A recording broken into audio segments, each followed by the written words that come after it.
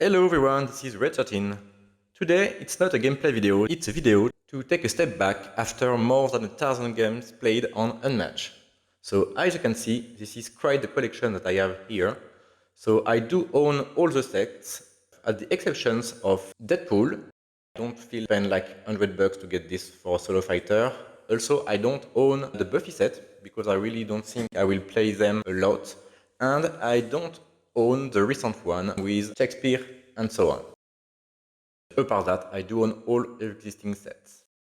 As you can see, quite a few of my characters have been painted so far. So this is an amazing job by the brother of my wife. So I'm quite happy with what he did.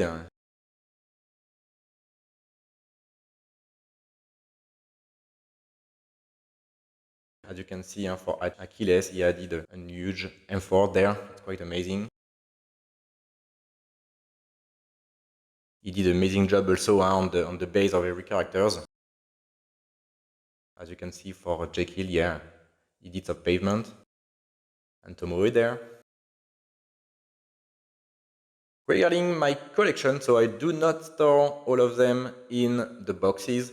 Every character is stored in a deck case of 80 cards. It can hold all the cards with the sleeves, plus all the tokens, and also, of course, the character. It also works for characters that have several minis, like Cloak and Dagger and the Raptors. I can also hold, as you can see for this one, I have the acrylic miniature that I won at a tournament. So yeah, everything is getting inside one box, so it's quite easy and helpful when I move.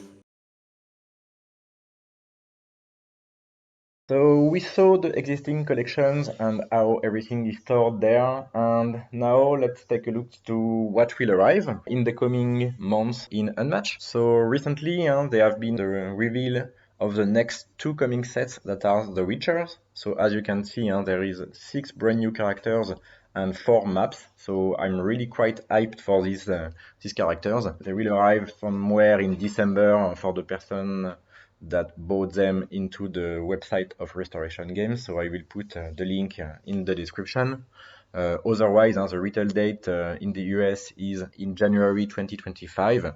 And the yellow international version will arrive somewhere in Q1 2025 in a lot of different countries. I think the one I most hype might be Philippa. Very, very interesting. I think she can put a lot of pressure on the opponent. She don't have a lot of big attacks, but she can attack you a lot, and she can have a very, very strong draw power, so I think she will be a real menace. Apart that, as you may know, Restoration Game did a Kickstarter in September for a new Unmatched Adventure set, so Teenage Mutant Ninja Turtles. Of course, this set will own the 4 Torture Ninjas, so Michelangelo, Raphael, Leonardo, and Donatello.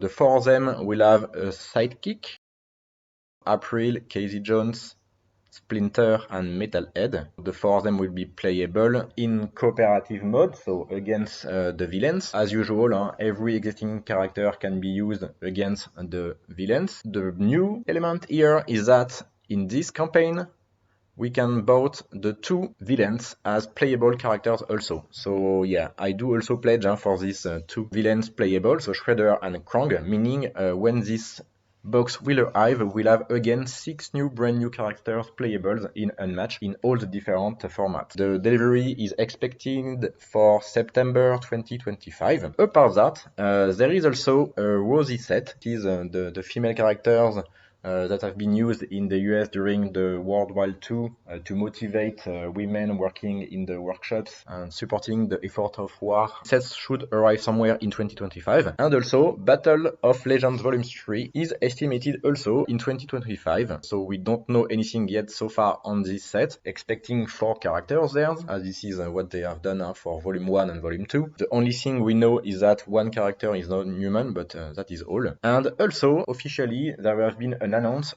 about a Muhammad Ali versus Bruce Lee set. This one should also arrive somewhere in 2025, but no date have revealed so far. Bruce Lee, this is a reprint, in fact, of the ones that have been issued, and this is the same character, so with the same cards and everything. And Muhammad Ali is a brand new character, so yeah, quite hyped for this one too.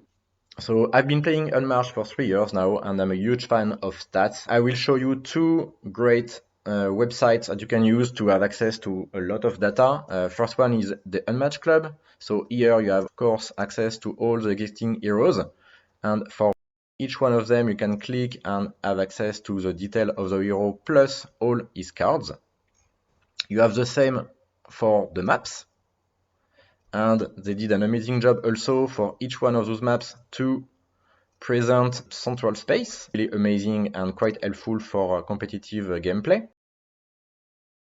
Apart that, there is also a deck tracker. So if you are playing and you want to keep track of the remaining cards in the opponent deck, it's quite helpful because every time your opponent play a card, you can just click there and it will remove them. And once all the cards have been played, you can see it's quite easy to see what is remaining in the deck of your opponents. Quite a good tool. Apart that, there is also some stats about the different matchups. So here you can select, for example, a hero, Bigfoot, and you can see the stats of Bigfoot against all the existing characters. Which one Bigfoot is countering, which one the matchup is quite balanced, and which one are counter picks for him.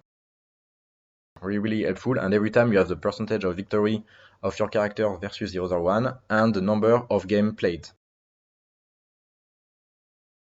Last one but not least, this is a randomizer. So if you don't know what to play, you can just select the number of players, the maps you own, and the heroes you own, and just generate a matchup, and you have a matchup proposed by the tool. So here, T-Rex versus Winter Soldier, and you even have the map. Very amazing site. I recommend you can use it. And the other website I want to talk about, this is Unmatched League. So this is where all the official online tournaments occur. So as you can see, in the past we had 2 official tournaments per year, so Summer of Legends and Winter of Champion.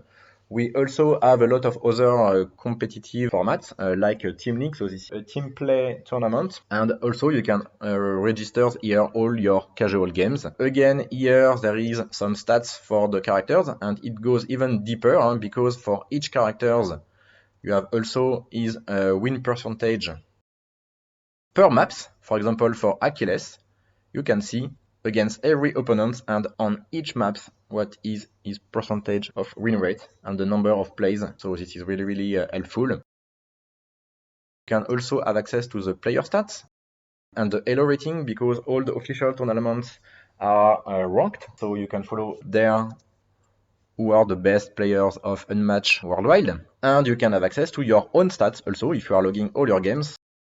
For me, as I said, I have played more than 1,000 games. I have reached this like a few weeks ago. Out of those close to 1,100 games played, more than 800 of them are casual games. 200 of them have been with my wife, and the others are French people and friends of mine.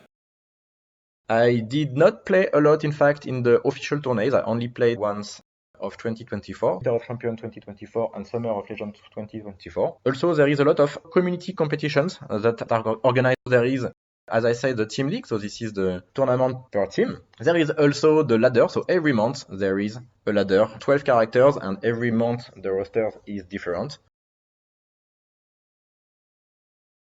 And also, we are able to organize some local tourneys. So, for example, in France, we organize, this is the second edition already of our La Ligue Unmatched.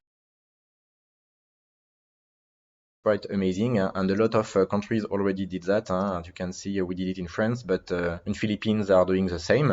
You have access also to your detailed stats.